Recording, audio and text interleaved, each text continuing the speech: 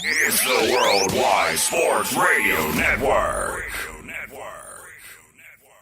We are live right now on the Worldwide Sports Radio Network. Carl Kalanch for the Sports Hit List by the fans and for the fans. Thank you for joining us on this wonderful Wednesday afternoon. March Madness is here. Chuck, how you doing, sir? Carl's my favorite time of the year, so I'm happy to be here. Coach Womack, how you doing, man? March Madness is here.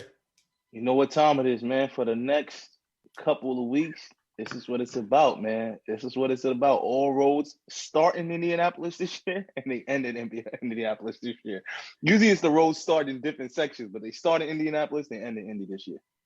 Now, how does it feel to just have it, after missing last year, to just know that we have some basketball for the next couple of weeks, like just back-to-back games? How does it feel? Listen, we've had basketball. We've had the NBA Finals. Yeah. We've had the NBA playoffs. We've had a lot of basketball events, NCAA this year, but there's nothing like these next couple weeks. And the reason why I tell people is because this is different than like the NBA, right? Carl, this is different from being a LeBron fan and moving, to whatever team he goes to, or being a Jordan fan, and when he retires, you move to another team, or, these are fan bases for the most part who are born into these fan bases, and they go to these schools, they create this affinity for these programs and for these universities, and they ride or die with them. So when they lose, it's 10 times more heartbreaking and so many upsets, way more upsets than any other sporting event that we see. So this is something different, something unique. It's a special time. Well, Chuck, I know it may be difficult for you because your team is not in it, right? Can you talk about that? How does that feel to watch with no Duke in here?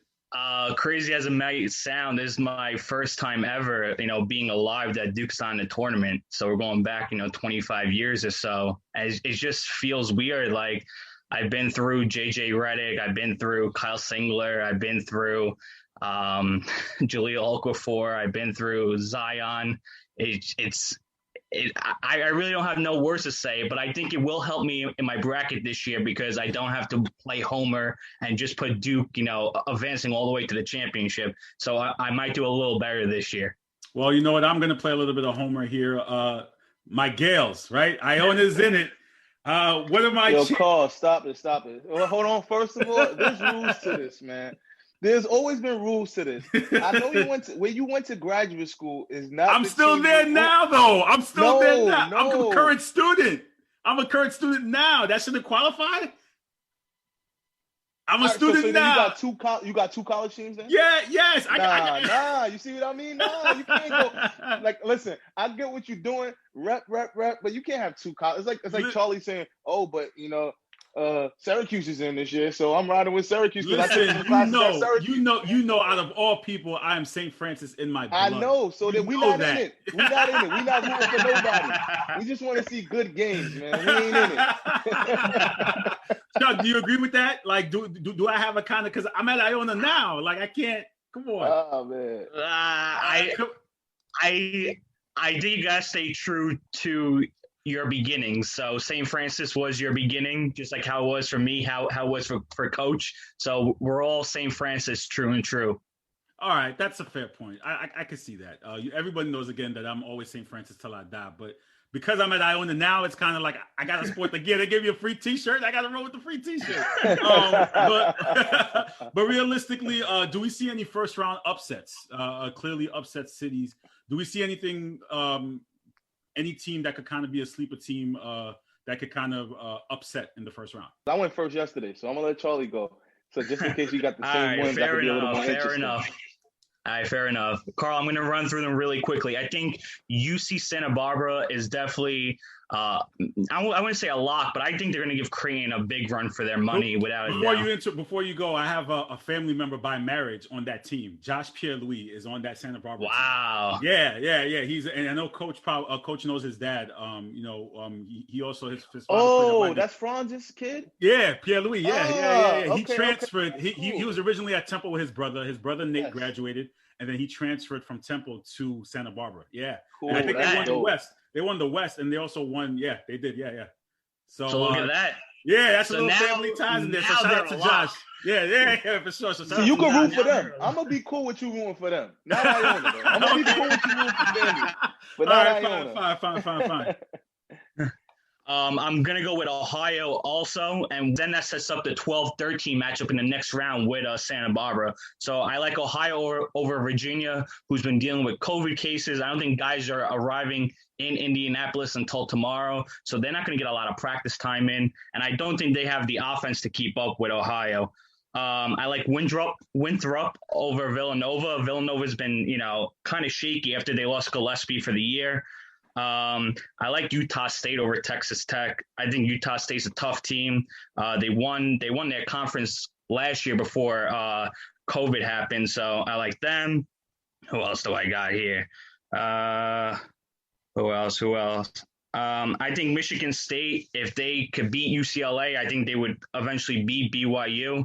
They had a lot of big wins this year. And then lastly, I like Liberty over, who are they playing? Hold on. I like Liberty over Oklahoma State. I know Oklahoma State has Cunningham is going to probably – yes. Drugs. No? Charlie's on drugs, man. Hey, coach, I'm joking. Coach, before I get to your sleeper picks, Greg just reminded me, I am a Cluse guy. Remember that. Before I was a St. Francis guy, I was a Cluse guy. And Cluse was at Iona. So I'm just letting you know, I have a lot of ties. I have a lot of ties in the basketball community. Like I used to cover Coach Cluse when I was in high school. I could tell you all the kids I used to coach and what school they play for. And this kid is at this school. And he plays for this school now, and I could just get a national championship every year by association. But I can't do that. I can't get a championship every year by association. So I got to ride with one. I pick one team. All right, fair. But being fair, all jokes aside, St. Francis ain't in it. So you are allowed. I think that's the rule. If your team is not in it in college, for the sake of the tournament, you are allowed to pick a team that you riding with, and you have affiliations to Iona. So I'll accept it. But just don't get too over statuses and making videos and all that. Not at all. But Coach, who are your sleepers in that first round? Do you have any upsets, viable upsets? Do you agree with Chuck or no? No, I like a lot of Chuck's picks. I really like Ohio. I watched a lot of the MAC conference this year. Has a really good league. Buffalo was supposed to win that league, but Ohio was actually the hottest team the last 2 to 3 weeks, and they got Jason Preston, who's kind of like an under the radar guard who he can make his Steph Curry, Dame Lillard moment. If he goes and makes a run in the tournament. So I like them as a sleeper pick. Other sleeper picks, another team that's pretty tough that's in a tough conference is Rutgers. Rutgers plays hard-nosed basketball. They beat some of the better teams in the Big Ten. They lost to some of the better teams in the Big Ten as well. I mean, they got a tough matchup in their first round against Xavier, but, if they could get by that matchup, who knows what could happen with them. Winthrop is also another team I look at. Purdue, I've watched extensively in the Big Ten. Winthrop has a 6'7" point guard who's amazing, foreign player, and they also play very, very fast but have good defenses. That's the biggest thing that I tell people about this tournament is the defense is key because you don't get that much time to prepare. So teams who can actually guard and not have to scheme that much or have to have a lot of, video and edits to go over, those are teams that can adjust on the fly, especially when you got the weekends. Once you get that week in between, the coaching takes a little bit more goes more into effect. But if you win on Friday and you got to play on Sunday, you got to have guys who can guard. And my last pick, who's a sleeper, and I pick them every year as a sleeper when they're in the tournament because of the style they play, is Syracuse University. It's tough to go against that 2-3 zone if you're not prepared for it. Even teams who are in the ACC who play them 2 times a year struggle playing against them, and they mentally prepare for weeks against that 2-3 zone. Now you got teams who are going to try and prepare in 4 or 5 days against the 2-3, and then another team, if they win their first round matchup, gives them a day to prepare against that 2-3. So Syracuse is always a team that, no matter what seed they are, they kind of escape the first weekend a lot because it's hard to mentally prepare or physically prepare to go against that zone if you haven't seen it. So is there really a strategy behind, bracketology, or is it just the pure of the luck? I mean, clearly you guys watch extensive amount of basketball and you kind of have an idea of, what team has the momentum going in. But for those who are, I guess you'd say, quote unquote, the casual fans who are just, doing bracketology and trying to get the perfect bracket or whatever, is there a strategy to it, or do you really have to kind of know the teams and know what you're doing, Chuck?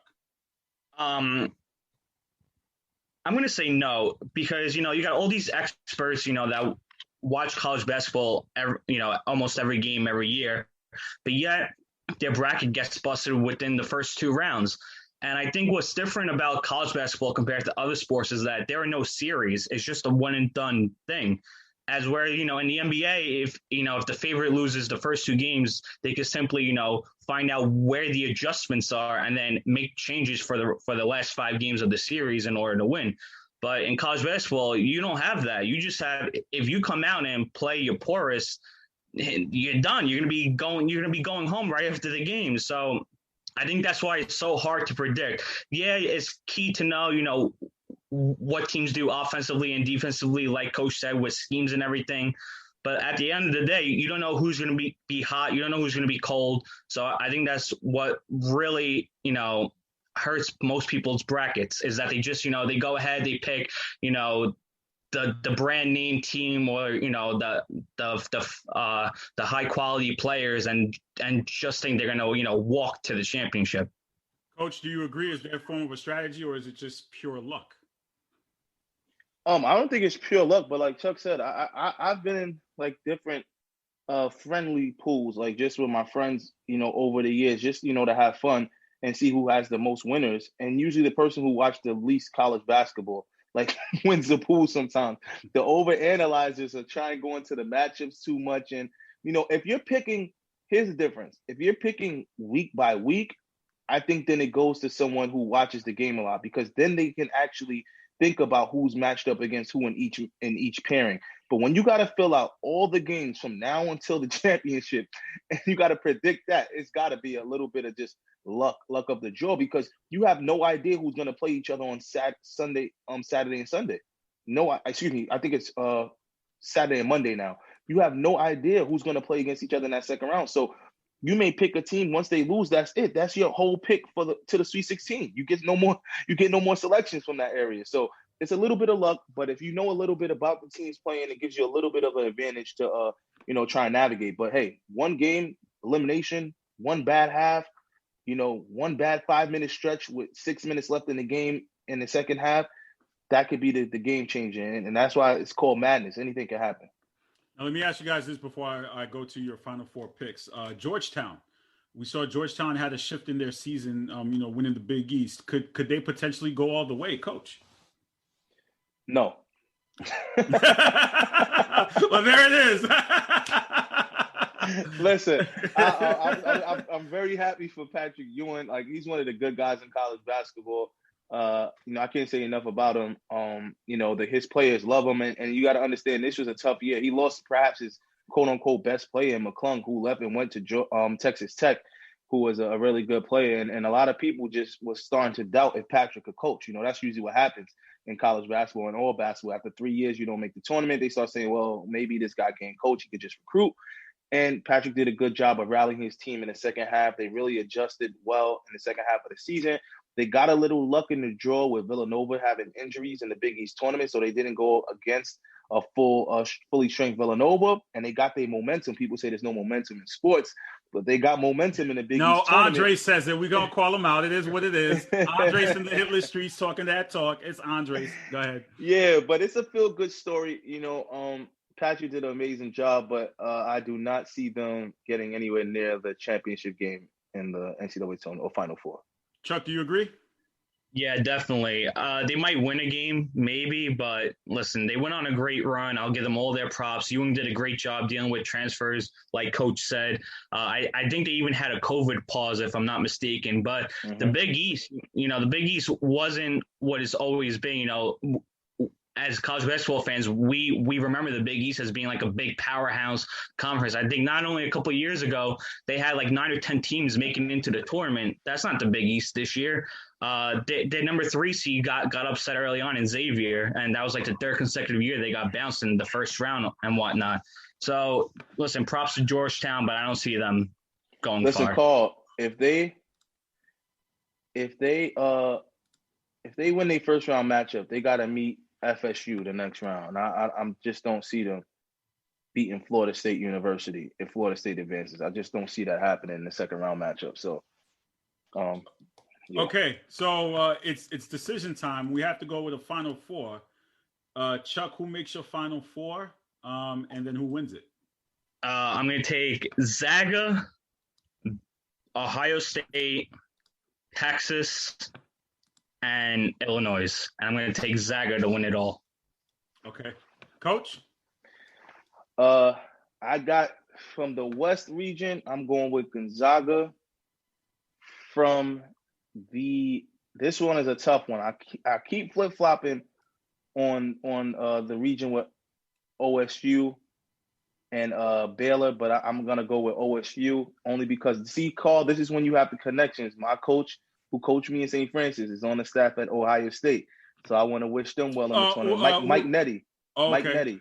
Mike Nettie. Oh yeah, I He was remember at Mike St. Francis Nettie, for 3 Did years. he go to for 2 Cuse? years. He went to Cuse, right? Mike Nettie? Nah, Alan Griffin went to Cuse. See, Alan Griffin coached me too. So you see what I mean? I can jump on a lot of bandwagons right now if I wanted to. I can connect all these dots and be like, yo, I gotta, but I can't. But yeah, I like OSU. I just think that game against Illinois is gonna prepare them to be ready. Like either they're gonna fold or they're gonna get ready and get focused. I think I can get in focus. So I got OSU in a tough one, inching out Baylor to get to the Final Four. And the Midwest, I love Illinois. I can't argue with Illinois. I think Illinois' toughest matchup will come against West Virginia in the Elite Eight over there. A great game will be if we can get into the Sweet 16, be Illinois versus Oklahoma State. I would love to see that. Kade Cunningham versus Oye, you know what I mean? So that'd be good. And out of the East region, I'm riding with FSU. I think FSU inches out and they beat Texas in a very, very good game, a 3-point game. I'm getting FSU to the Final Four. And my championship game is going to be Gonzaga versus Illinois, with Illinois upsetting Gonzaga for the national championship. Wow, and there you have it, guys. Well, we'll see who comes out victorious. Thank you guys for joining us. Any other surprises? Any other surprise you have in this tournament? Anything else before I let you guys go? Chuck? COVID. Yeah. Yo, that's what I'm praying for. Like seriously, like this. I laugh, but it's not a game. It's not a joke. Six of the top refs in the NCAA, they get rated just like the NBA refs get rated. So 6 of the top officials, who were probably going to be the officials at the Elite Eight in the Final Four, got sent home because their rooms weren't ready. So when their rooms weren't ready when they checked in, they went to go have a meal at a restaurant, came back from the restaurant, got tested, and someone tested positive. So due to contact tracing, all 6 referees were sent home. I mean, I was just thinking the other day, like if I was a coach, how committed I have to be because it's my job, but it's so weird thinking you have to be at the Final Four and locked in your room every second that you're not practicing. Like that's what these kids are going through. That's what these coaches are going through. That's what the officials are going through. It takes one person to say, I want to go for a walk. I want to go to Dunkin' Donuts. I want to go to Fridays to come back and maybe have a positive test. So I'm just praying that everyone stays focused and everyone, stays disciplined to get to the end of this tournament. Chuck? Yeah, I definitely agree. I think it would really suck if one kid ruins it for everybody else, and you definitely don't want to see that. You want to see good, tight games. You don't want, a team advancing just because the other team had to drop out because of COVID. Coach, I didn't get a chance to tell you the other day, but I give you props for everything you went through this season. I'm sure, with COVID protocols in each conference, I'm sure it was like living through hell. You can't, I do got certain a things. disclaimer. This year, I wasn't traveling this year. But I wasn't traveling this year. I was in the vice president's office, working in the background, doing other things for the college. Coach is moving up, baby. Coach is moving up. No. But it's not to me, but to a lot of the coaches, they definitely deserve, and the players and the sports training medicine staff and the sports information directors who travel with the teams as well, who had to make a lot of pivots during the year.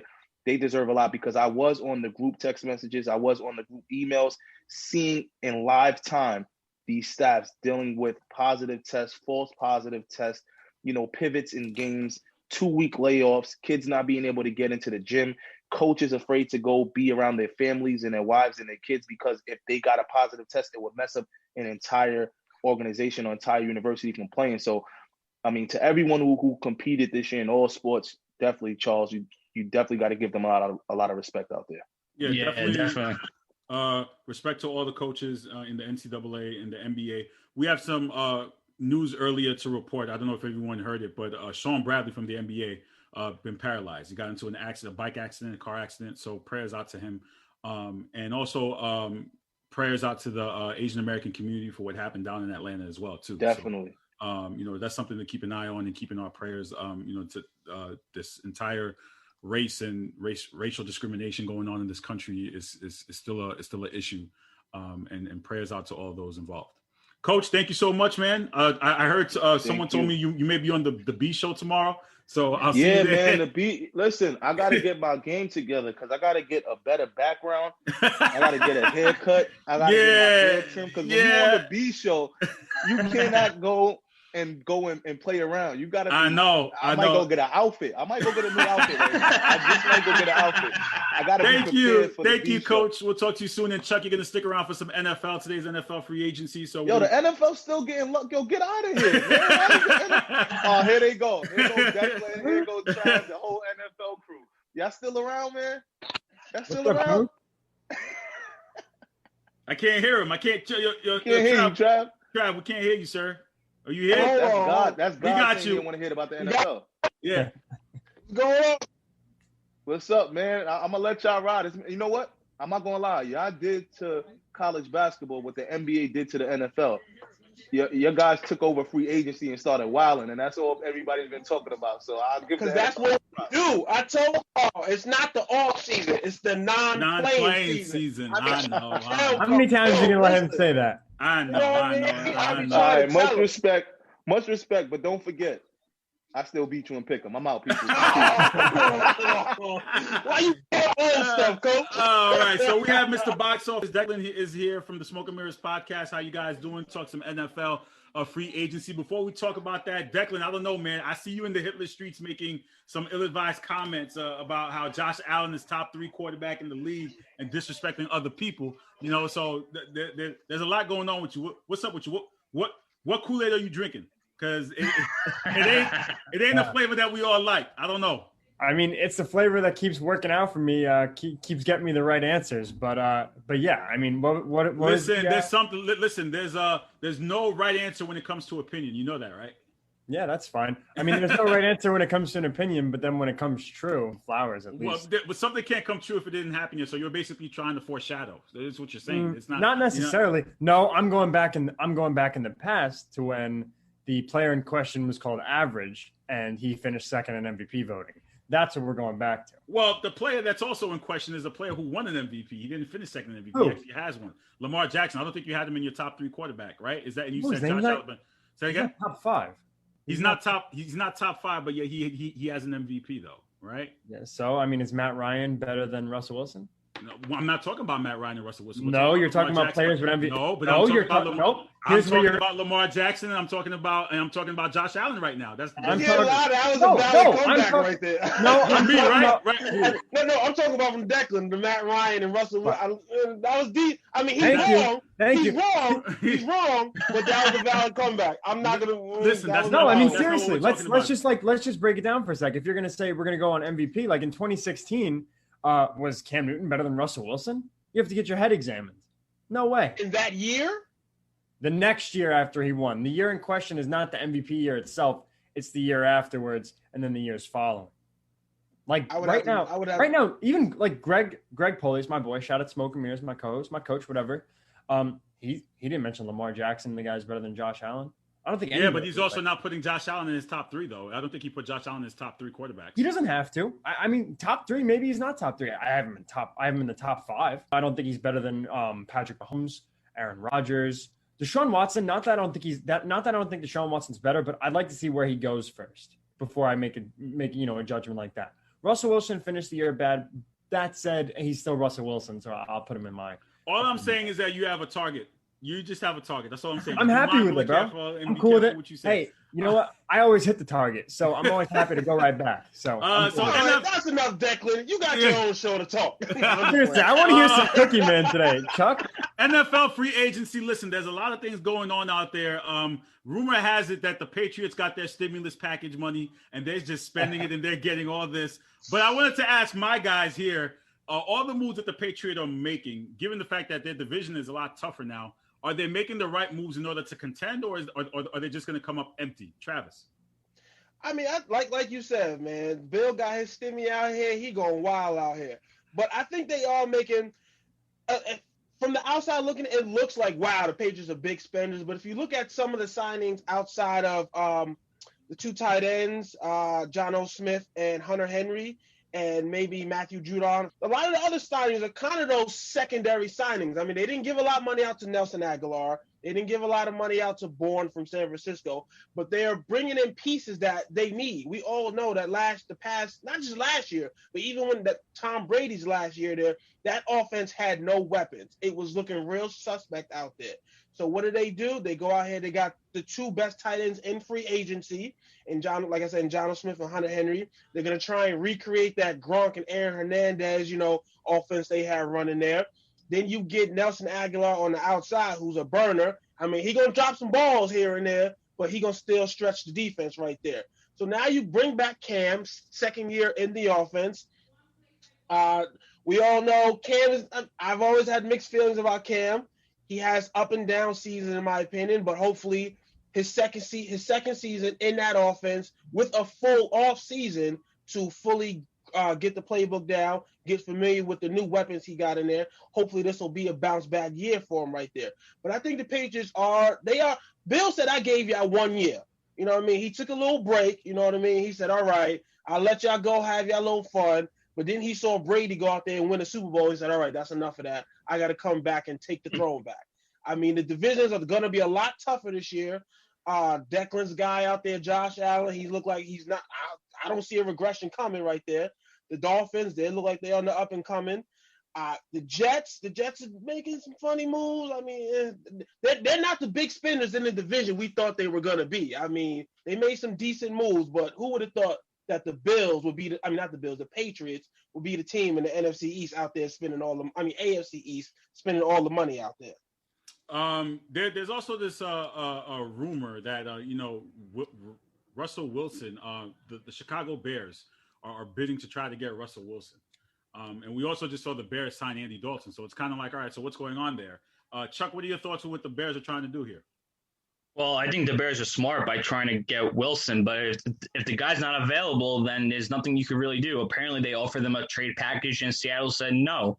I don't think Seattle is going to move Wilson because they don't have a first rounder next year. So if they don't, if they don't get a quarterback at least back in the deal, then you're looking at, a 3-13 season because their backup quarterback is who is their backup? Geno Smith. So I don't think they're going to move Wilson this offseason. And by next offseason, they're probably just going to let him finish out his contract. So I don't think Seattle moves him. I think Chicago should turn around and go after Watson, without a doubt. But it all comes down to would Watson want to play for the Bears? He has a no trade clause, so he holds all the cards in that matter. It's the same. Go ahead, Travis. It's the same situation even if they went after Watson. They don't have the ammunition to make a legitimate trade. You don't have a young quarterback to send back. I believe they made the playoffs last year, so they're picking in the 20s. So you don't have the ammunition to give another team so they can sit here and say, oh, we're going to draft a quarterback. I mean, Carl, you mentioned it in the chat a couple days ago, and I told you Seattle's not pulling the trigger on this. I just don't see it.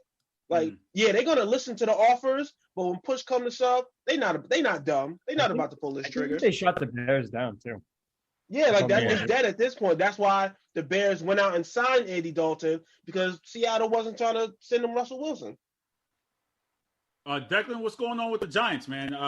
David Gettleman is out here making comments, about Daniel Jones and believing in Danny Dimes and saying, how many people are great at their job after 2 years. So what are your thoughts on the Giants' offseason moves and what they're trying to establish? How many people are great at their jobs after 2 years? I don't know. Yeah, Patrick Mahomes. Can I just say I've been at my job for about 2.5 years now, and I'm great at it. That's what I said. Me too. I've been at my job 3 years. I already got promoted. Like, I don't know what he's talking about. Like, if this is a job, I've been here like 3 minutes. But but as far as Gettleman goes, I mean, he sucks, and I hate to say that on a mainstream network here, and I don't even know if I could say that, but he shouldn't have had anything to do with the coaching search. Although they got a good one in Joe Judge. But yeah, the Giants are going to need to get Kenny Galladay, and we've heard some smoke, and that could look to come to the forefront when they bring him in later today, which I do think will happen. Unlike Travis, I'm not afraid to say that my team's going to get the guy. Letting Dalvin go is horrible. Franchising Leonard Williams just to sign him. So it looks stupid at the forefront, but they clearly needed the time to re-up him, and they got it done. So that's one positive. This is a team that turned the corner, and you got to move in the right direction. So they're going to need to get Galladay. And if not, then you're looking at Curtis Samuel, hopefully. Chuck, what about your Giants? I'm sorry, your Jets. Whoa. Yeah, Easy. sorry. He's wearing blue. So sorry, your Jets. Listen, What can they do here? I think they made two smart moves so far. They went out, they got Corey Davis, which is a wide receiver that they desperately needed, a guy who's really tough at the line of scrimmage, could, either spread the defense downfield or kill them over the middle. And they got Carl Lawson, who, is not your, premier pass rusher with the big name, but I think you're paying him for what he could evolve into within the next couple of seasons. And they're short-term deals. They're both 3-year deals. They're both 26 years old. So I like it. They're not pulling a Belichick and going out and spending millions and millions on, average players. So I like what they're doing so far. They got 10 picks in the draft. They're probably going to be in on Watson, too, to upgrade at quarterback. They could trade Darnold for another pick. So I like where they're at so far in their offseason. Travis, Bro, did you hear that Patriots hating Chuck voice? Come on now. Chuck, it ain't tricking if you got it. No, listen. Do you know why I'm upset? Because Belichick's moves have not been great at all. And they upgraded things that they needed. Why are they not great? They went out and they got Jalen Mills to play corner. Do you know what Jalen Mills is? Jalen Mills, yes, the Jalen Mills signing. Mills is what I had for breakfast this morning. Burnt toast, okay? You gotta check something on your toaster. I mean, bro. yes, okay, but the tight ends, they needed that right there. Oh, wait. Time out. I know where you going. There you go. Exactly. Talk about the two tight ends that they drafted last year.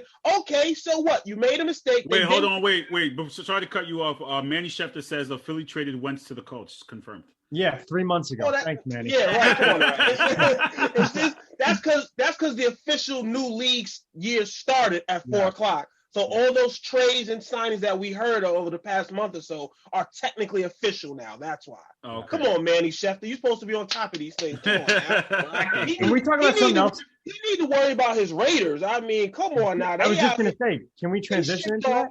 They shipped off 80% of their offensive line. I mean, I don't know what that's about. That was probably the strength right there of their offense. And then, I mean, you signed Yannick Ngakoue, which I thought was a good signing right there. I mean, I thought the Jets should have been on him, but it is what it is.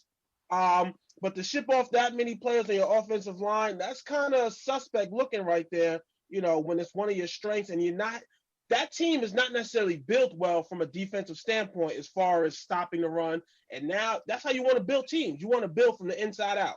So nobody knows what the Raiders are doing out there. Now, Trav, let me ask you this: is there any team that's made a move that you look at and say, "Man, this team could make it to the Super Bowl and contend"? Or is there any straight move from a team that you're like, "Wow, this is the move that they needed just to get them over the hump"? You know what? Up until about 40 minutes ago, I would have gave you a different answer. But at this point, I'm not going to say they're Super Bowl contenders, but I really like what the Cardinals are doing at this point. To get Rodney Hudson from the Raiders, that's a big-time trade right there. That solidifies that strength, bolsters that offensive line that they have to protect Kyler Murray. Rodney Hudson is one of the better centers in this league.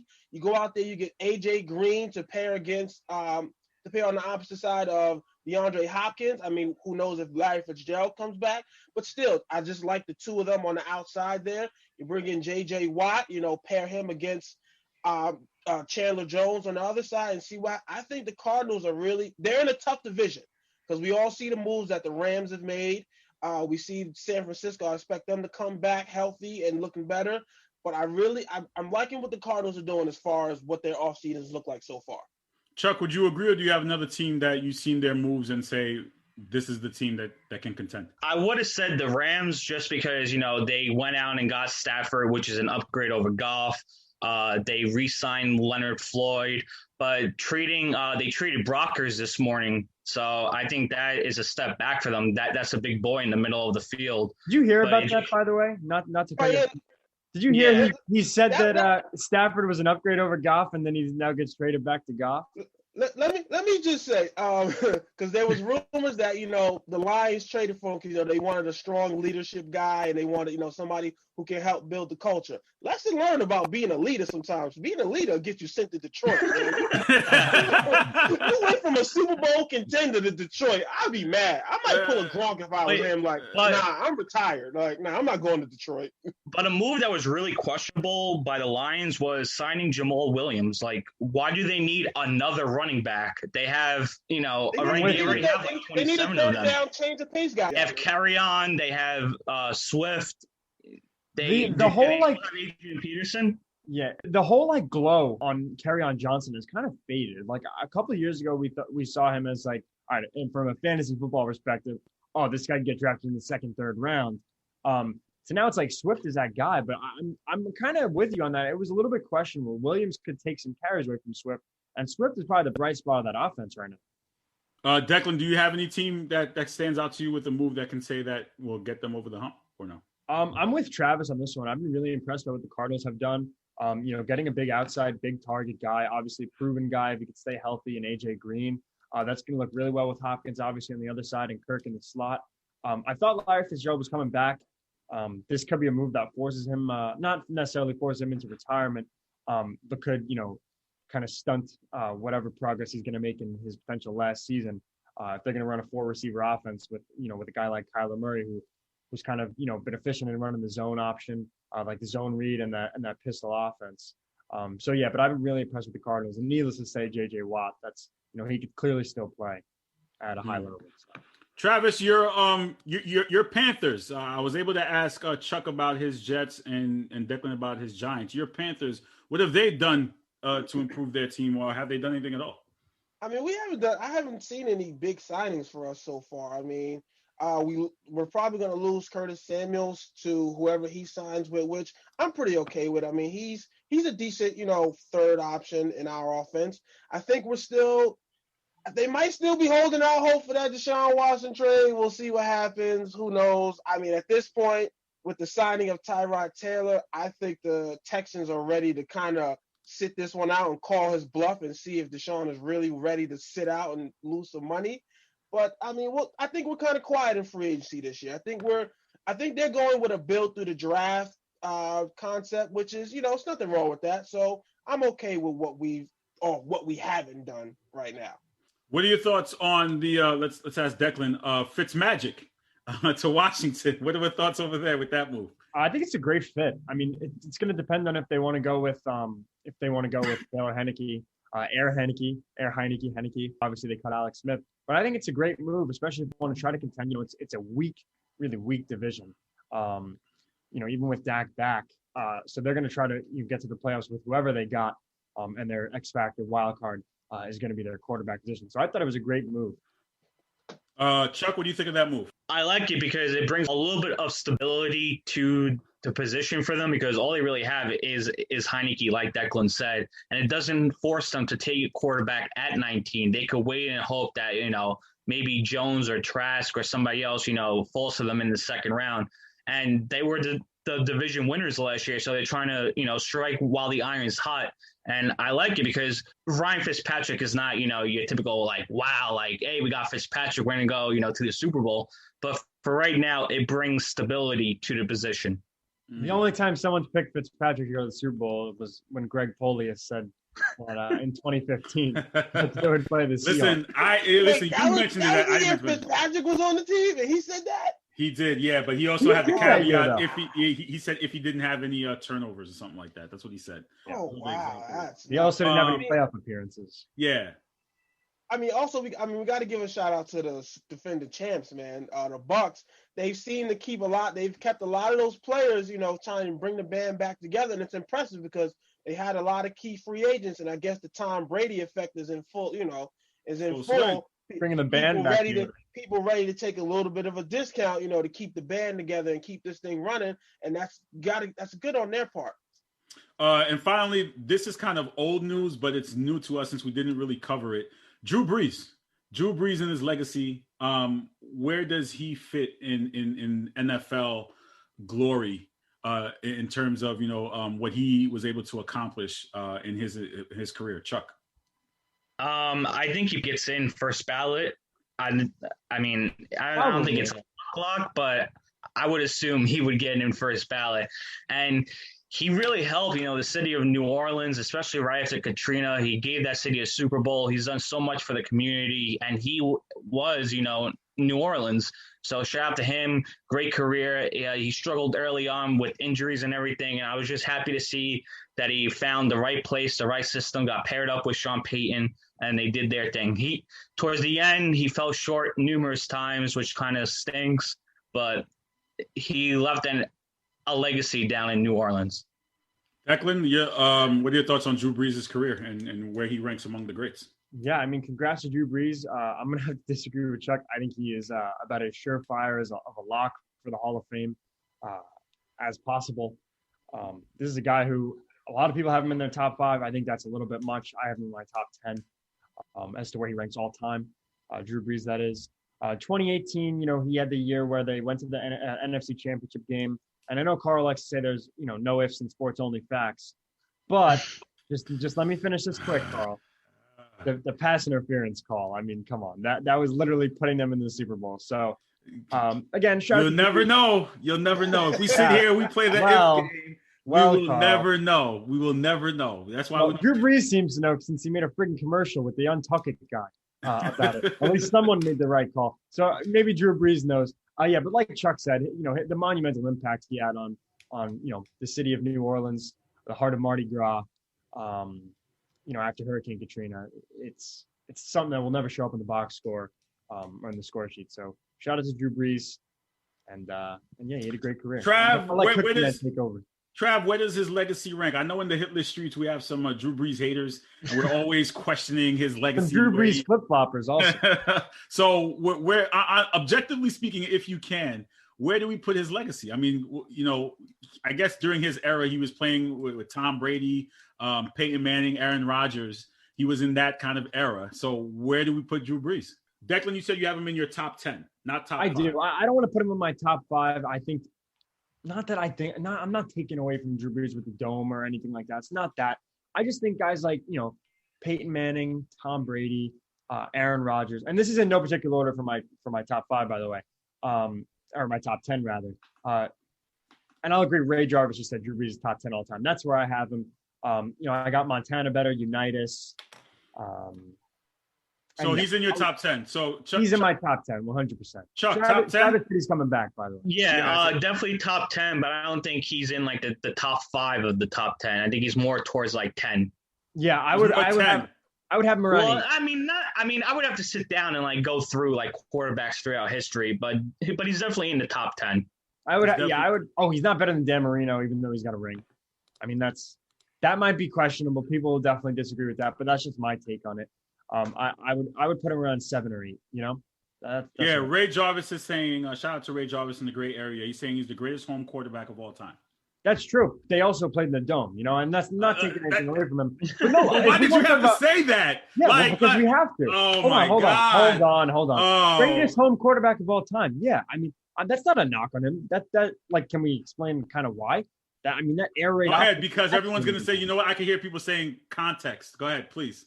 Yeah, I gave you the context. He's the greatest. Not that he's short. He's 6 feet tall, but he is, I would say, the greatest vertically challenged to an extent quarterback of all time. I'm not going to say he's the greatest shortest, but 6 feet tall for a quarterback. Yeah, average height is like 6'2" to 6'4". Did you see Manny's comment? Manny said you just shitted on him. Stop it.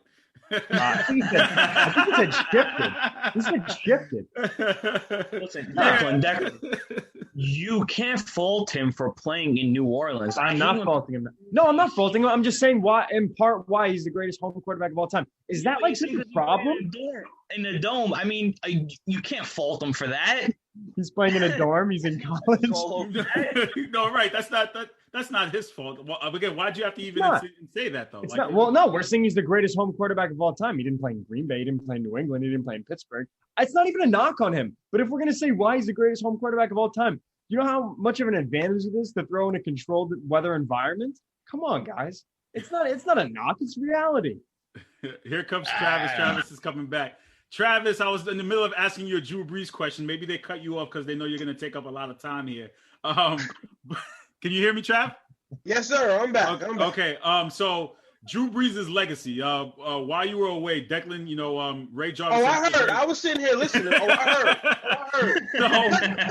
Cut this dome nonsense out. I don't care. Like, dude, he went out there and performed. I don't care if it was in a dome. He still had to play on the road sometimes. You ever look at his road numbers though? I don't care. Like how many 5,000-yard passing quarterbacks have there been over the history of the NFL? Say again? How many 5,000-yard passing quarterbacks have there been? No, how many 5,000 passing yard seasons have there been in the NFL? Only a handful. A handful, and guess who has most of them? Drew Brees. Peyton Manning also. Stop it. Who also Drew did play in Brees- a dome. In all fairness. Peyton Manning has one. Drew Brees has like 4. And also Patrick Mahomes Declan. got 5,000. Like, Declan. come on now. Like, this is crazy. Like, it's funny how when you speak on his legacy, yes, we all know he put the city of New Orleans on his back. I mean, that Monday Night Football game after Katrina against Atlanta is probably one of the most memorable games I have. But it's funny because this group is turning me into a Drew Brees fan. I was never a Drew Brees fan because he was in my division. I like he's cool. We all know the infamous battle, the MVP year, which he should have won, but it is what it is. I mean, he has a great career. I think you just mentioned 5,000-yard season, and Patrick Mahomes threw 5,000 yards that year. Okay, that's one, but like I said, Drew Brees has like 4 or 5 of them. But okay, and like I said, he's the top 10 quarterback of all time. Exactly. So I'll agree with the rest of the panel. I'm gonna put him as a top 10 quarterback of all time. I won't go top 5 with that, but definitely top 10 quarterback. It was sad that we never got to see him win another Super Bowl, but I mean. And I think Chuck said it best. I mean, the end wasn't as great, but, it is what it is. But he will go down as one of the tops to ever do it at his position. Ray Jarvis asked, where do we rank Peyton? Because he benefited, didn't he? Yeah. I was just going to bring that up. I was ready to answer that question. So here's the thing with Peyton Manning. Yeah, I rank him, honestly, I have him 2 or 3 all time. If anyone's in front of him. You said 2 or 3?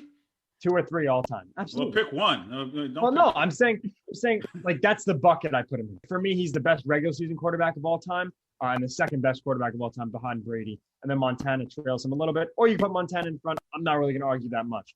But as to why I don't really not that I don't kill him for that. First of all, I mean, we're going to not forget that Peyton Manning played some seasons in Denver, 4 or 5, I believe. That said, the 2013 season from Peyton Manning, where he threw over 5,000 yards, 55 touchdowns, all records, by the way, most passing yards in a season, most passing touchdowns in a game. Greatest season of all time from any quarterback. So we can talk about that. The guy also performed, that gave you the best season in Denver. Ray Jarvis is coming at you, man. Listen, you see him in the comments. I welcome it. You know that, but go ahead. Look at it this way. I mean, since you want to go against, have all these caveats against Drew Brees. I mean, Peyton Manning was carried to his last Super Bowl, but hey, we don't talk about that. Yeah, but you know what? Again, like I said, he also went to the Super Bowl and faced the best defense in 10 years. He got beat by Drew Brees in the Super Bowl. All right, he got beat by Kendra Wilkinson's husband dropping the onside kick in the Super Bowl. He did. He got beat because Hank Baskett, ex-husband or whatever of Kendra Wilkinson, dropped the onside kick. Listen, Ray Jarvis is saying he struggled outdoors. So, I mean, if we're going to use the argument about, he's also better than Drew Brees. So go ahead. Declan, the year that Peyton, threw 5,000 yards, 50 touchdowns, whatever, he had Eric Decker, he had Demaryius Thomas, he had Julius Thomas, who was probably one of the better tight ends in the league at that point. What did Julius Thomas do before Peyton Manning, by the way? I know, but that's what I'm saying. Right. They had playmakers on that team. It wasn't he was throwing to me and you. Right. First of all, I would love that. He had 3 receivers with double-digit touchdowns. I would love that. I believe 3 of them had 1,000 yards that season. Come on now, wait, hold on. Hold on. Tell me if this is what you guys are saying. Are we going to say that Julius Thomas, Demaryius Thomas, Eric Decker, all of which struggled before Peyton Manning, before and after Peyton Manning? No, Eric Decker did really good on the Jets. He had 1 good season. He was but did you see who was throwing him the football? Ryan Fitzpatrick when he threw 30 touchdowns that year. That's why. I'm just saying we Come can't on. sit here and pick and choose which part of the career we want to give acknowledgement to. Like, oh, because he played in the dome. Guys, So I acknowledge Drew Brees So is a what? top. Dude, I'm not a Drew Yes, Brees hater at all. yes, but He's the a issue top 10. is you couldn't help yourself but to mention the Right. fact that he played Yeah, in the Right. because That's the you had problem. Ray to throw him in the That's the butt. problem. Like, No, you couldn't because That's Ray the problem. Jarvis couldn't help Just give himself. him his flowers. I That's gave the him his problem. flowers. Ray Jarvis You couldn't gave help him his himself. flowers with the asterisk, though. You Yeah. did. I gave him old You flowers. did. How You about really that? did. How about With that? the asterisk. I You bought him did. cheap. I bought him cheap. was I a bought him yeah, cheap but- flowers. I bought him cheap flowers. Because when he You gets know- into the Hall of Fame, they're not going to say, well, he played in the dome for, you know, Right. like. They're also not going to say he's the best home quarterback of all time. He's What a a dome stupid Hall of stat. Fame quarterback. Like, come on, they're not going to say that. Jesus Christ. What a stupid oh my God. What- The what's best wrong? home quarterback of all time? Who gives a rat's ass? I don't. Doesn't matter. Jesus. Stupid ass comments. Pissing me off today. Oh, woo, tell him why you mad, Declan. God. It took this long for Declan to go off on him. Unbelievable. Look at that. Because it's so annoying. Declan, you want to keep clip going? This. Clip this. But Like, if Oh. Drew Brees played in Buffalo, would he be in your top 5? not even close. We No. don't do ifs. That We're would not hurt gonna Drew. do this That right would hurt now. Drew Brees. I always said that. Now. I We're was not waiting gonna for you to do come this. with it. No, we're I not was going to waiting do for you to this. come with No, it. the reason why I If Drew said Brees, that. I have a question though. If Drew Brees played in Green Bay, would that have benefited him? Excuse me. Would that I have benefited don't him? care. The man's numbers are the man's numbers. Like, Which is why I put him They in the had a lot top of 10 all the weapons in time. Green Bay. I just don't care enough to say, oh, he's the greatest home quarterback of all time. It doesn't matter. He's a great QB. He's top 10 all time. Which is all stuff I said. Did I not say that? You did. You had to But throw you the also, asterisk in but you there. added Right. the asterisk. I think that's why Ray Jarvis said what he said, because you said that, because you said what you said. That's all. That's all we're saying. Whatever. I'll take Aaron Rodgers. You said what? I'll take Aaron Rodgers. You'll Over take Aaron Drew Brees? Rodgers over Drew Brees? Yes, I would. Because? Just because I like the. I would have to go with that. I mean, I can't disagree with that one. Thank you, thank you. Because of what? No, go ahead, finish it. First of all, better arm talent, in my opinion. I just think overall Aaron Rodgers is the best all around quarterback we've seen. If there's anybody that we're gonna, kind of put in that bucket, it's gonna be, Patrick Mahomes. They think that he's gonna be, that a player of that talent and caliber. But yeah, that's Aaron Rodgers is a better quarterback than Drew Brees, 100%. Well, I think the whole panel will agree with that one. I mean, it's Aaron Rodgers. I don't think that's Yeah, controversial you know at what? all. They were just. I was just listening to a conversation about, Aaron Rodgers and his success, and I remember us having the conversation when we were like, some people were blaming the talent that was around him, and then they're saying basically, is it his talent or is it him? Which is why some people kind of debate where would we put Who, Aaron Rodgers? Aaron Rodgers, yeah, What because talent? They haven't No, drafted a skilled right, but that's the player in issue. But first again, 10 in 8 some people, years. some people would blame him for his inabilities. Others would blame. Some people would blame himself, and others would blame Supporting because it's supporting Gotcha. cast. Gotcha. Sometimes, Okay. see, the issue, I think Aaron Rodgers is a victim of his own talent, if you want to look at it that way. Because he's so talented and so great at the position, people think he should be able to go out there and win it by himself. It's football. You can't win it out there by yourself. It's not like basketball. Aaron Rodgers don't play defense. Aaron Rodgers wasn't giving up that touchdown before halftime against Tampa Bay. All right? He can't do everything. He can go out there and do his job and do the best of what he has. And I think he does that to a superior level. Yeah. I mean, it just is what it is at that. You can't sit there and blame it all on him. Which is why you can't, and going back to Brees, which is why you can't make a comment like, oh, he's the best home quarterback of all time, and then not say where he played. But whatever. Who said that? Who said he's the best home quarterback of all time? You did. Ray Jarvis did. I No, never you said that. Declan did. Oh, Didn't Declan. you I was say reading that? I was reading Ray Jarvis in the comments. Is when he said that. That's what started the Oh. Come on, Chuck. Ray Jarvis unable to pull up right now, but he said you'll live to see another day. He's coming for you, though. That's all he said. Like I said, like you said in the beginning, like you said in the beginning, Carl. I guess I have a target on my back. That's fine. you do. Listen, you know what? Hold on. I'll throw a seed right at that target, right on the bullseye. You know that's just how it works. You know what? Honestly, I'm so close to putting you in that Andres Falcon. I'm close to putting you in that category of the hit list because I'm glad there's an alternate universe. I'm glad there's not an alternate universe where that because there's you know what it is. I get a lot of question marks and I get a lot of people messaging me like, why are these guys here? What the hell are they saying? And who do I claim? And why are they saying these outlandish things? What the hell are they talking about? So I'm close to putting you in that. And I don't want to put you there, Declan. Why is who here? Say it again. I'm Why is saying who here? anytime you or anytime Andres or anybody else says something outlandish, me as the CEO, I get questioned. Why are they here? And you So want to do a therefore- favor? You want to do me a favor? Why am I here? Don't vote me Rookie of the Year then if you want to know why I'm here. Listen, don't shoot the messenger. Answer that garbage. It's ridiculous. Listen, don't shoot the messenger. I'm just letting you know. And you get some stupid comments, by the way. I'm not even gonna read them. Show, Carl, to get a little I know they get a little spicy. No. They get a little spicy over here. They do. They really do. They really do. Listen, I'm just letting you know what I get. Like I'm the one who gets most of it. When someone says something outlandish, I have to hear about it. So I'm just letting you know what I hear. That's all. Well, Just take it as a compliment. respectfully, in the words of Mike, Look at Skip go ahead. Bayless. He just made $8 million a year saying dumb things. It's okay. Yeah. The thing is, whenever people say, first of all, whenever people say something's dumb that I say, it comes true. So I don't care. Like I said, in the words of Mike Tomlin, Like what? we do not care. Like what? When I said Josh Allen was an MVP candidate midway through the year, and I was told he was average. Okay. What else? Yeah. I got smoked. That's one. What else? I Yeah. mean, that's one. When the Steelers, I said they were overrated, and you apologized to me after the playoffs. Okay, that's two. All right. Give me There a you go. third I'll one. give That's you- it. I'll give You you only that have for two? now. We'll see about. I've been here 2 minutes. We'll see about Daniel Jones.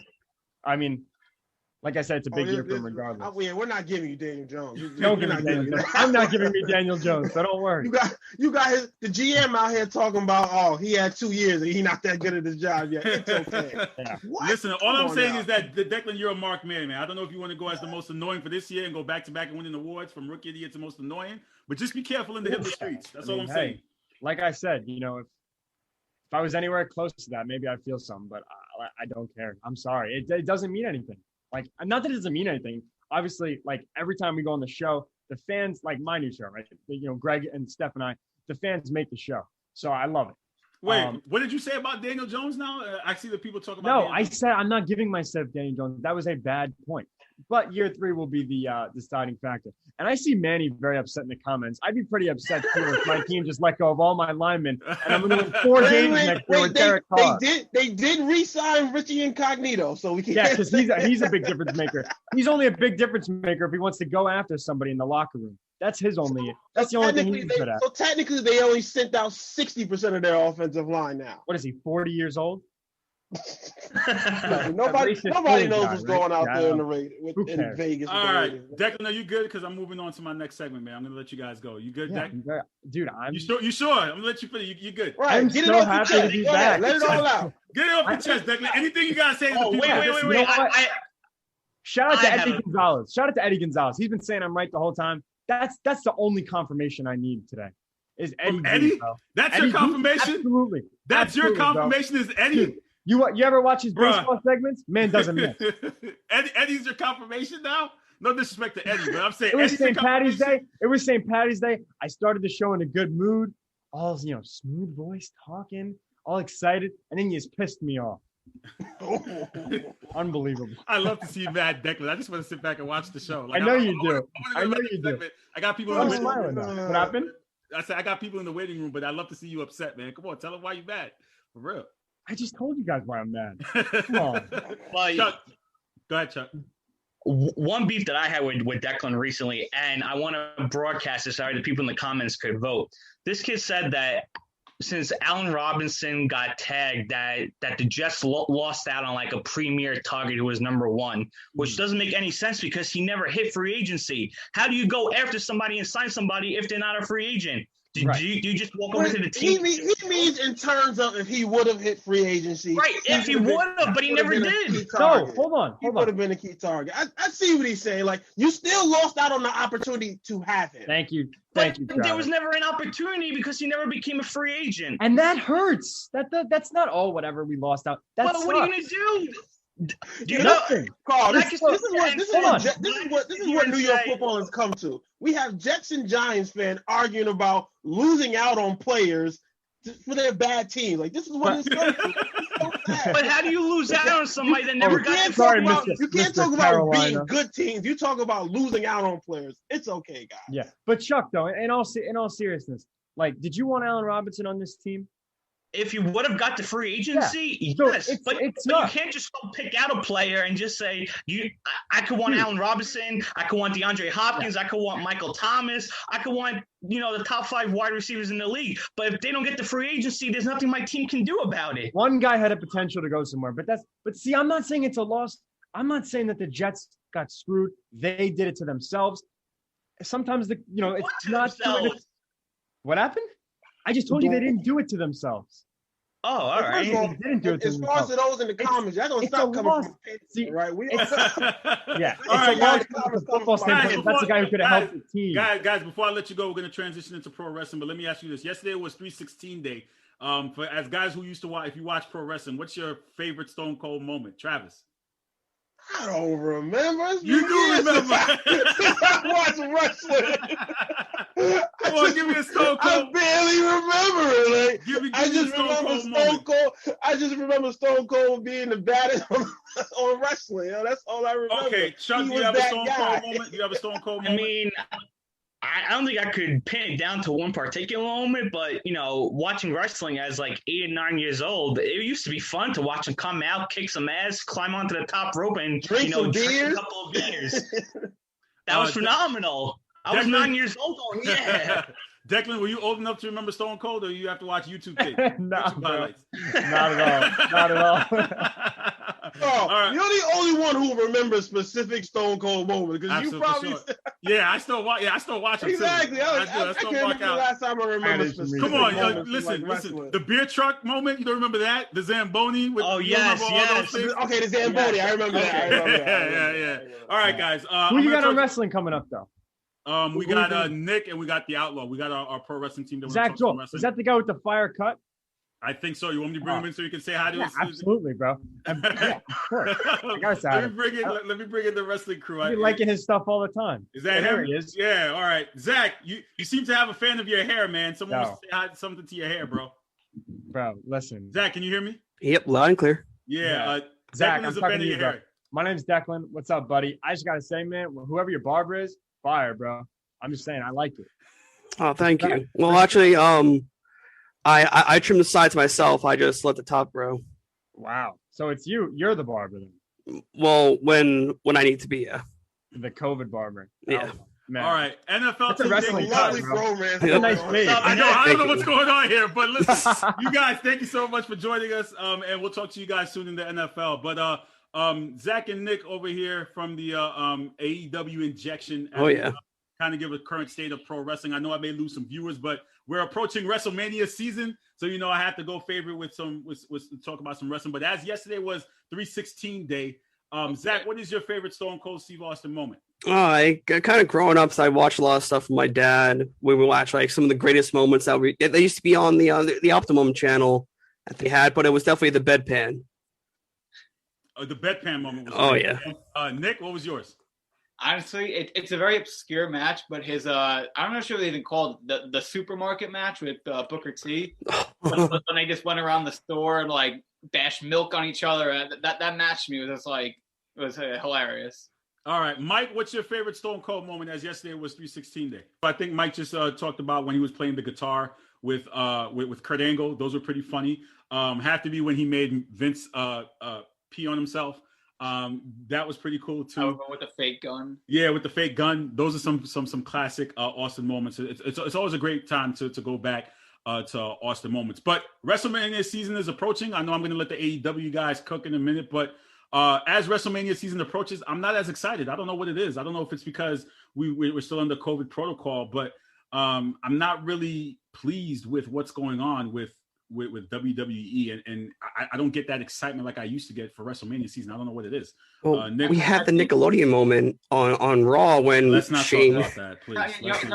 Carl, in all seriousness, Well, I mean- I think the reason why there's not, and I mean, and it's not just this year. They've had this pay-per-view for a while, but things have felt very rushed. The Rumble to Elimination Chamber to Fastlane to Mania. I think it's too much from Rumble to Mania. Plus, they're burning matches. I mean, on Monday Night Raw, we saw Matt Riddle versus Ali for the U.S. title. That's a great match. That could have been at Mania. They could have just built it for 3 more weeks. At Fastlane, we're seeing Big E versus Apollo. That's going to be a great match. They can just build that for a couple more weeks, give it to you at Mania, and I mean, there are two matches right there that they burned right now on the road to WrestleMania that they could have had at Mania. Zach, what are your thoughts?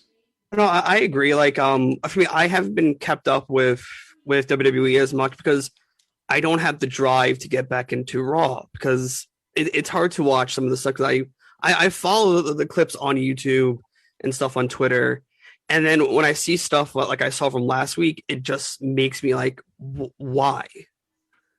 Like what's going on with the Braun and the Shane McMahon, right? Which makes I saw that. I was like, you don't have a monster like that, like Braun Strowman, just get clowned on by Shane McMahon.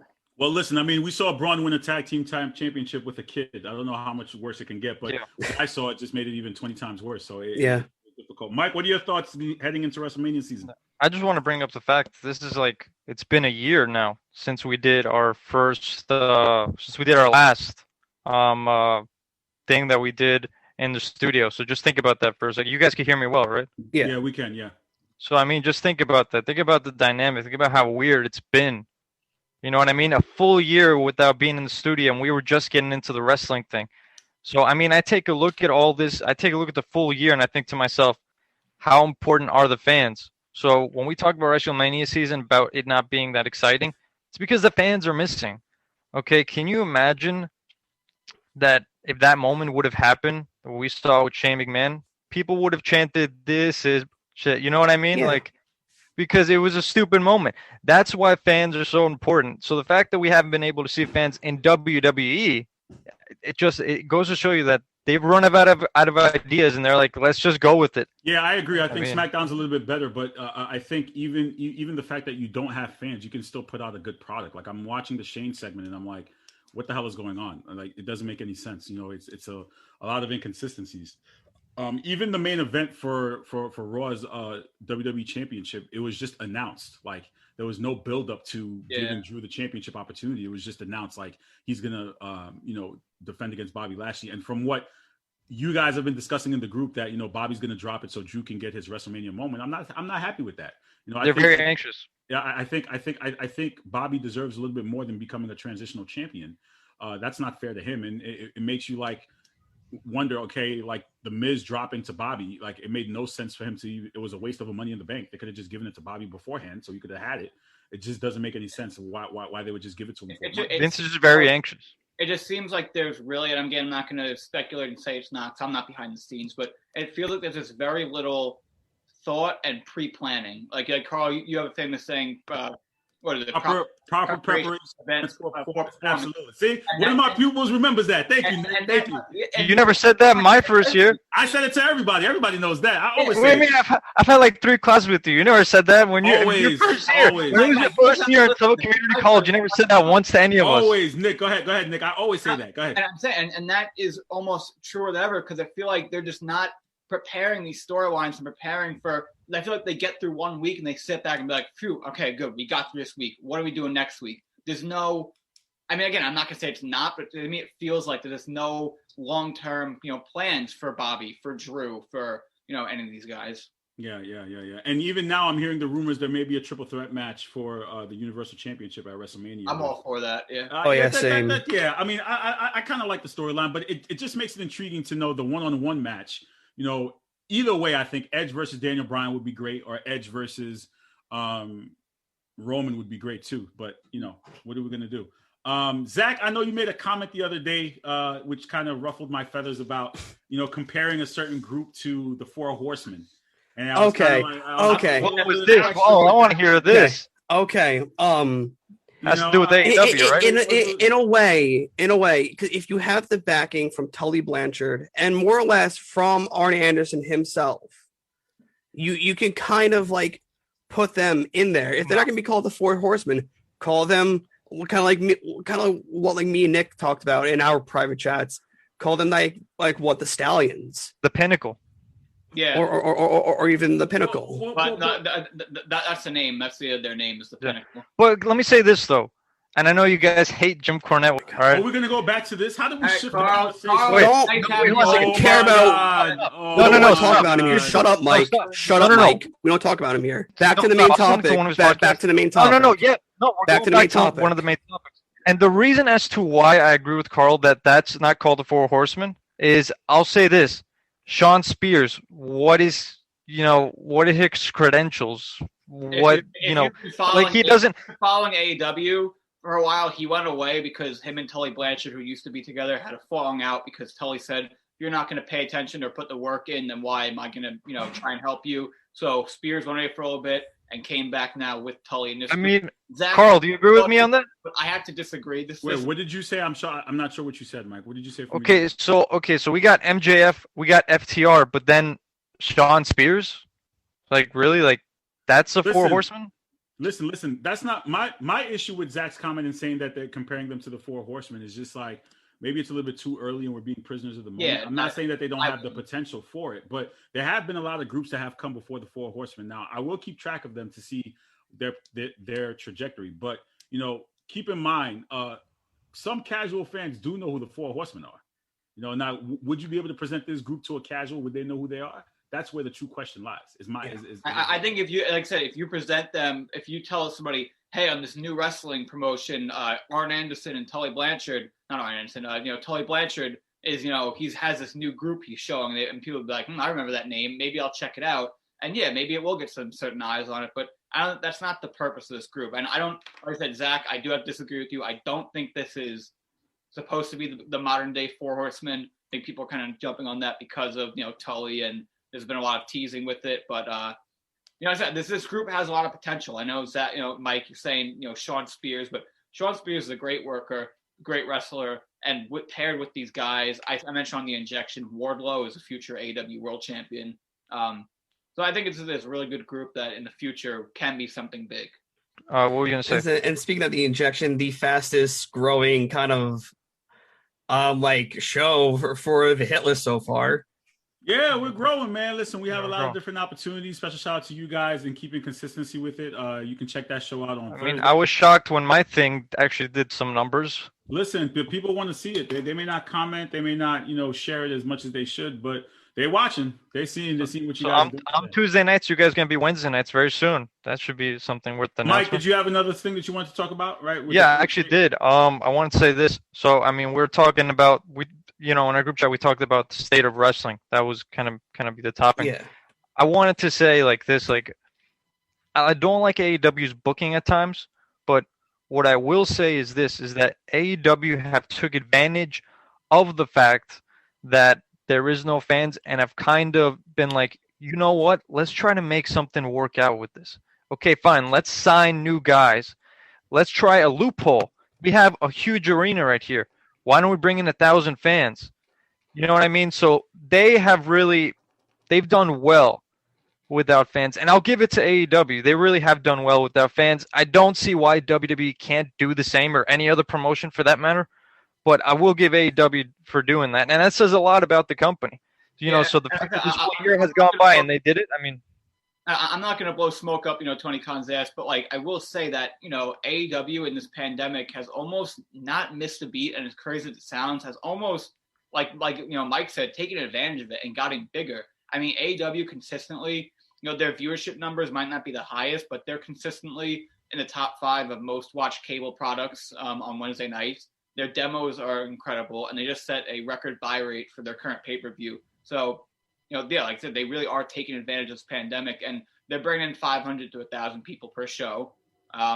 They are signing new guys. So, yeah, this did not slow them down. And, yeah, I really hope that WWE does, try and figure out a way to bring some fans in, even bring in, 500 people a show. It's something that can be done and should be done, because fans are the most important thing in wrestling. Yeah, I'm surprised they haven't yet. Given the fact that certain states are open at full capacity, and even in the NBA and some other sports, we've seen some fans there. I'm surprised the WWE, I guess for WrestleMania they're doing it, but I'm surprised they haven't gone to it early. They don't want to take the risk. That's the issue. What if some of the people get infected? Down in NXT, they have fans. They have fans every week. They had a breakout. Tiny.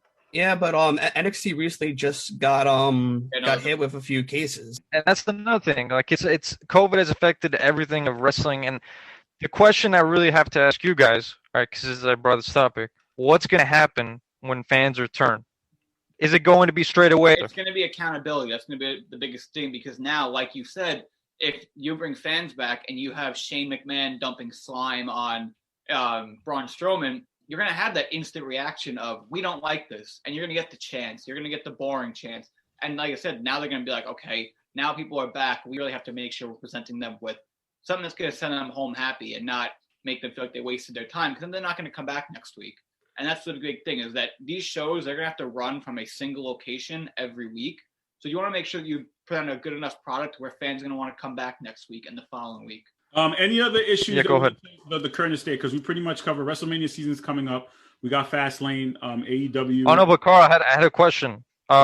It's just a quick question. If you and the Outlaw could just answer it, what's going to happen when fans return, especially with WWE? What are they going to do? Oh, the booking will get better. I think right now they're just running off of fumes right now. I don't know. I mean, if fans are supposed to come back after WrestleMania season, my thing is that's usually the worst season in WWE is after WrestleMania. You know, so this is the time. This is their peak time to shine. I don't see anything that they could possibly do that's going to shine post WrestleMania. It's just going to be the same. Like if right now when WrestleMania season the content is dull. What makes me believe that when they bring fans back, it's going to be any better? I don't know. I'm losing faith here, and that's just me being honest. Let's just hope things, get back to normal. I mean, it seems impossible, but let's just hope. Sure looks bright though. At this point, positive minds and hope for the best. Any other issues we need to bring to the current state of affairs, guys? Not that I can think of. Nick? The Speak Out movement is definitely that happened throughout this past year, which is something big. A lot of wrestlers now are affected by that, which what does that say about the wrestling business is that now, you know what? We're going to take advantage of the fact that we have this and let's do it. Listen, it's been a rough year, but I will say, shout out to AEW for keeping the numbers up. I will say that whole Shaq bump was probably one of the best highlights for me just watching that. I thought that was pretty great. That was pretty epic to see that happen. And thank you guys for continuing producing the AEW Injection on Thursdays. Make sure you check it out. You can watch that on Facebook. We'll have a Fastlane predictions. Zach, who are you defending your championship? No. It's Nick who's the champion, not me. Nick's the champion? Okay, excuse me. I'm right here. So, Nick, who are you defending against? Carl and myself. Now, is this for WrestleMania? No, it's for Fastlane. Fastlane's on Sunday. I forgot. I don't know. It's open season. I don't know who wants it. Come get it. Carl, you want it? I'm going. Listen, I don't know, man. Right now, I'm not happy. I don't know. I'll think about it and let you know in the chat. I'm still waiting for me and Carl to have our rematch. Yes, we do have a rematch for sure because that kind of got lost last year. Yeah, whoever gets the title gets that gets a settled rematch. Are we on, Nick? Like I said, Mike, if you want it, come get it. Okay.